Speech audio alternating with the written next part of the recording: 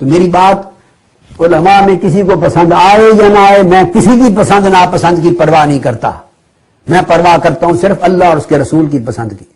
تو جنت۔ السلام علیکم ورحمۃ اللہ وبرکاتہ۔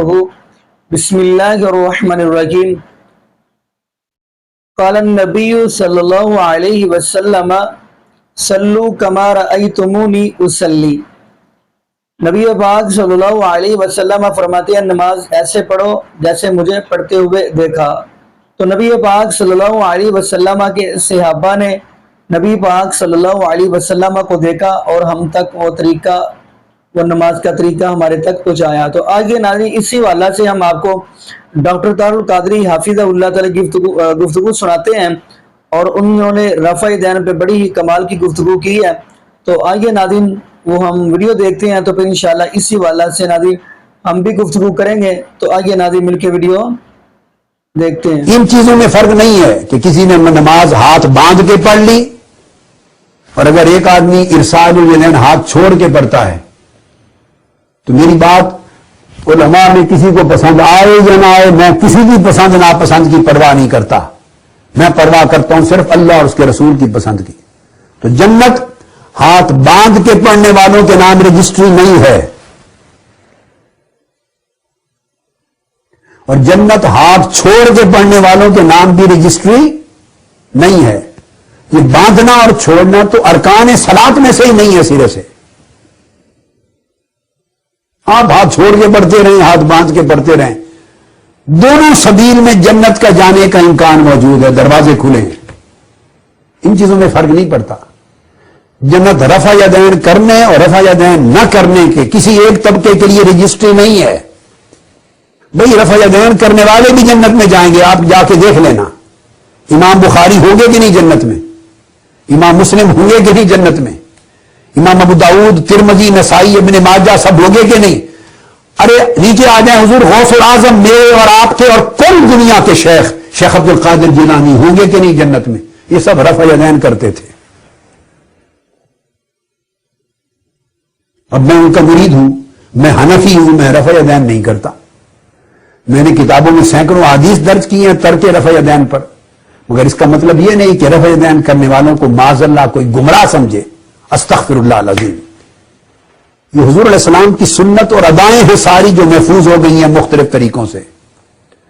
جب جن حالات میں رفع یدین کیا، رب کو وہ بھی ادا پسند آ گئی، کئی مذاہب سے وہ محفوظ کر لی۔ جب ترک کر دیا وہ بھی پسند آئی، وہ بھی محفوظ کر لی۔ رب نے مصطفیٰ کی ایک ادا بھی ایسی نہیں چھوڑی جو مر جائے، جو ختم ہو جائے، قیامت تک زندہ رہے۔ تو مذاہب اس لیے بنے کہ ہر ادا مصطفیٰ سلامت رہے۔ تو میں آپ کو نصیحت یہ کرنا چاہتا ہوں، یہ ان شناختوں سے فرق نہیں ہوگا۔ کے حوالے سے امام بخاری نے صحیح بخاری میں کتاب الاذان، صحیح بخاری، ابواب چل رہے ہیں رفع الیدین کے۔ کیا؟ رفع الیدین، نماز میں جو رفع یدین کرتے اس کے باب نمبر 85 اور باب ہے الی این یرفع یدیہ۔ امام بخاری نے باب قائم کیا ہے باب نمبر 85 کتاب الاذان میں، الی این یرفع یدیہ، کہ جب نماز پڑھیں اور رفع یدین کریں تو کس جگہ تک ہاتھ اٹھائے جائیں، یہ باب قائم کیا ہے۔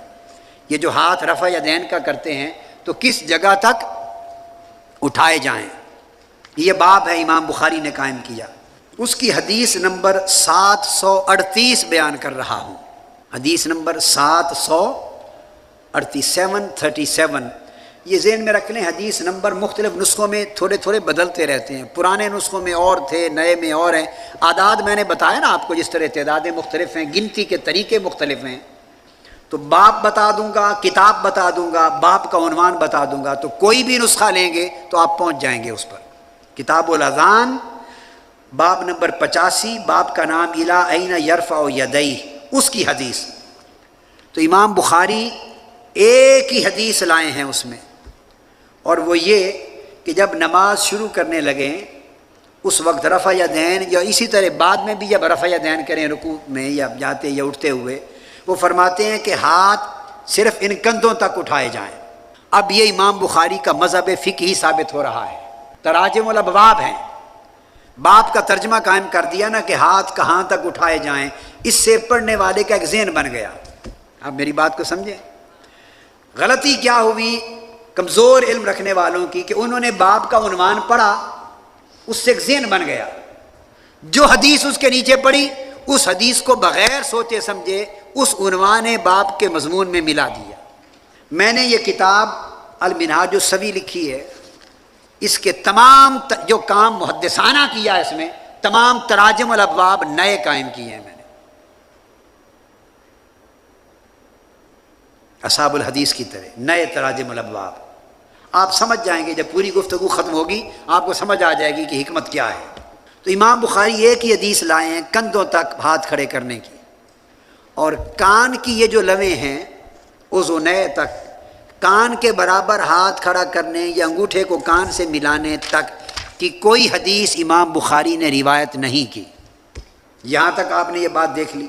نمبر ایک، نہ تو رفع یدین نہ کرنے کی کوئی حدیث بھی نہیں لائی۔ نقطہ سمجھیں، بعض لوگ آپ سے کہیں گے احناف حنفی رفع یدین نہیں کرتے، ہم پہلی بار کرتے ہیں افتتاح میں تکبیر اولیٰ، بعد میں رفع یدین نہیں کرتے۔ بعض اہل علم اور بعض احباب کہیں گے کہ آپ رفع یدین نہیں کرتے، اور رفع یدین ترک کرنے یا نہ کرنے کی تو کوئی حدیث بخاری میں نہیں ہے۔ یہ اعتراض ہے نا، اس کا ایک جواب آپ کو مل چکا، ہاں رفع یدین نہ کرنے کی کوئی حدیث بخاری میں نہیں ہے۔ اسی طرح جیسے بیٹھ کر پیشاب کرنے کی بھی کوئی حدیث بخاری میں نہیں ہے۔ نہیں ہے تو کیا ہوا؟ بھئی کوئی قیامت آ گئی ہے؟ بخاری شریف میں صرف 2513 حدیثیں ہیں بس، انہوں نے ایک معیار مقرر فرمایا ہے امام بخاری نے، اور 97,500 حدیثیں جو انہیں خود صحیح یاد ہیں وہ نہیں ہیں بخاری شریف میں۔ تو باقی کتابوں سے دیکھ لیتے ہیں، اس کا مطلب یہ تو نہیں کہ باقی کتابیں غلط لکھی گئی ہیں۔ یہ نقطہ سمجھا رہا ہوں۔ اب دوسری بات میں نے بتائی توقیت مسح کی، وہ بھی بخاری شریف میں نہیں ہے، ہم کرتے ہیں تو دوسری کتابوں پر انحصار کیا نا۔ اب اسی طرح بتا رہا ہوں رفع یدین میں کندھوں تک ہاتھ اٹھانا، بس اس کے سوا آگے کوئی اور حدیث امام بخاری نہیں لائے۔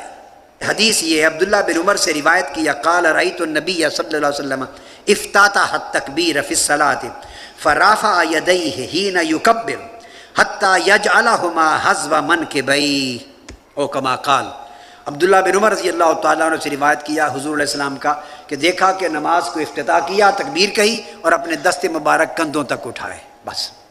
اب امام بخاری دوسری روایت تو لائے ہی نہیں ہے صحیح بخاری میں کانوں تک اٹھانے کی، ایک ہی روایت دے دی۔ کیوں کہ اوپر، اب اس کی بات کو سمجھیں کیوں دی، کہ اوپر وہ اپنی فقہ بیان کر چکے ہیں، اوپر اپنا مذہب، جہاں امام بخاری ہر جگہ نہیں دیں گے ترجمۃ الباب میں وضاحتیں، عنوان دے دیں گے ترجمۃ الباب، جہاں امام بخاری ترجمۃ الباب میں کوئی قول بھی دے دیں، حدیث کا کوئی جز بھی دے دیں، صحابہ تابعین کا کوئی قول دے دیں، تو گویا انہوں نے اپنا اظہار ما فی الضمیر کر دیا، اپنے مذہب کو، اپنے فقہی حکم کو، اپنی ترجیح کو بیان فرما دیا۔ جب بیان فرما دیا اوپر کہ یہ ہے، تو حدیث وہ لائیں گے اوپر کے بیان کردہ بات کو ثابت کرنے کے لیے۔ تو میں مقصود یہ سمجھانا چاہتا ہوں کہ یہ کتاب الحدیث بھی ہے، کتاب الفقہ بھی ہے۔ جی ناظرین، آپ نے یہ ویڈیو ملاحظہ فرمائی۔ تو ناظرین، اگر آپ نبی پاک صلی اللہ علیہ وسلم کی طرف دیکھیں گے حدیث صحیح البخاری کے اندر، تو نبی پاک صلی اللہ علیہ وسلم نماز رفع الیدین سے ہی پڑھا کرتے تھے۔ اور ناظرین، اب جب ہم رفع الیدین پہ بات کرتے ہیں تو کچھ لوگ یہ کہتے ہیں پھر نبی پاک صلی اللہ علیہ وسلم جو سجدے میں جاتے ہو بھی رفع الیدین کرتے تھے، تو ناظرین جبکہ وہ تو روایت ہی ضعیف ہے۔ تو ناظرین، نبی پاک صلی اللہ علیہ وسلم نے اپنی آخری نماز بھی رفع الیدین سے پڑھی ہے۔ نہیں تو آپ پھر سنن ابو داؤد کا مطالعہ کریں تو نبی پاک صلی اللہ علیہ وسلم کے صحابی ہیں حضرت وائل بن حجر رضی اللہ تعالی عنہ، وہ سردیوں کے موسم میں ہے اور سردیوں کے موسم کے اندر نماز پڑھ رہے ہیں، اوپر انہوں نے چادر لی ہوئی ہے، تو جیسے ہی وہ رکوع جانے لگے تو انہوں نے چادر سے ہاتھ نکال کے پھر رفع الیدین کیا ہے۔ تو بعد میں پوچھا گیا کہ آپ چادر سے نکال کے رفع الیدین کیوں کرتے ہیں؟ انہوں نے کہا کہ میں یہ بتانا چاہتا ہوں کہ نبی پاک صلی اللہ علیہ وسلم نے رفع الیدین سے کے ساتھ نماز پڑھی ہے، اس لیے تو میں چادر سے بائیں ہاتھ نکال رہا تھا۔ تو ناظرین یہاں پہ چلتے ایک جملہ یہ بھی کہہ دوں، اور کچھ لوگ جو ہیں جب تکبیر تحریمہ یعنی پہلی مرتبہ ہاتھ اٹھاتے ہیں وہ ایسے کانوں کو ہاتھ لگاتے ہیں اور کچھ ایسے کرتے ہیں، جبکہ ناظرین نبی پاک صلی اللہ علیہ وسلم کا فرمان ہے کہ نبی پاک صلی اللہ علیہ وسلم نے اپنے ہاتھوں کو یا کانوں کے برابر کیا، یعنی لگایا نہیں، برابر کیا، یا کندھوں کے برابر، یہ احادیث ملتی ہیں۔ یہ کانوں کو لگانے والی تو کہیں بھی احادیث نہیں ملتی۔ تو ناظرین چلو ہم دور کیا جاتے ہیں، کچھ لوگ یہ کہتے ہیں کہ جی نہیں جی اس وقت اپنی بغلوں کے اندر بت رکھ کے آتے تھے تو اس لیے ایسے کرتے تھے۔ تو ناظرین یہ جو بات چلی آ رہی ہے آج سے 14-15 سال یعنی کہ 1400 سال پہلے چلتی آ رہی ہے، یہ لوگ باتیں کرتے آ رہے ہیں جی بغلوں کے اندر بت رکھے ہوتے تھے۔ یہ ناظرین ڈھونڈ کے تھک گئے ہیں، لیکن یہ جملہ، یہ واقعہ، یہ حدیث ہمیں کہیں سے نہیں ملی۔ یعنی یہ اتنا بڑا جھوٹ ہے، ایسا سمجھ لیں یہ اتنا بڑا جھوٹ ہے جیسے کوئی بلی سے کہہ دے یہ اونٹ ہے، یہ اپنی طرف سے۔ اور ناظرین اگلی بات کرتے چلیں، پیر عبد القادر جیلانی رحمۃ اللہ علیہ اگر یہ کہتے ہیں کہ بت بغلوں کے اندر رکھ کے آئے ہیں، تو پیر عبد القادر جیلانی رحمۃ اللہ علیہ کو اس بات کا کیوں نہیں پتہ چلا؟ کیونکہ وہ آپ تو ان کے نام کے لوگ تو 11ویں کے نام کے کھیرے کھاتے ہیں یا کچھ کھاتے ہیں، پھر ان کو کیوں نہیں پتہ چلا کہ بغلوں کے اندر بت رکھے ہوتے تھے؟ ان کی کنیاں تو طالبین پڑھے، وہ تو رفع الیدین کے ساتھ نماز پڑھتے تھے، وہ تو رفع الیدین کے ساتھ نماز پڑھتے، پھر ان کو کیوں نہیں پتہ لگا جو آج ان لوگوں کو پتہ چل گیا؟ تو ناظرین نبی پاک صلی اللہ علیہ وسلم نے فرمایا کہ صلو کما رأیتمونی اصلی، نماز ایسے ہی پڑھو جیسے مجھے پڑھتے ہوئے دیکھا ہے۔ ناظرین اگر سنت کے مطابق نماز ہوگی تو تب ہی قبول ہوگی، جب ہم نبی پاک صلی اللہ علیہ وسلم کی ایسی بڑی سنت ہی چھوڑ دیں تو کیسے ممکن ہو سکتا ہے؟ باقی ناظرین یہ تو اللہ کا معاملہ ہے۔ تو یہاں پہ یہ بھی بات کرتا چلوں کہ ناظرین یہی دعا کیا کرے اللہ پاک ہمیں نماز بھی پڑھنے کی توفیق دے تو نبی پاک صلی اللہ علیہ وسلم کے طریقے کے مطابق پڑھنے کی توفیق دے۔ اور یہاں پہ ناظرین دعا کرتا چلوں اللہ پاک ہمیں 5 وقت کا پکا اور سچا نمازی بنا دے۔ اور یہ بھی دعا کرتا چلوں جتنے بھی بے اولاد جوڑے ہیں اللہ پاک سب کو نیک نورینہ صحت تندرستی والی، ایمان والی، لمبی زندگی والی اولاد عطا فرما دے۔ جزاکم اللہ خیرہ، احسن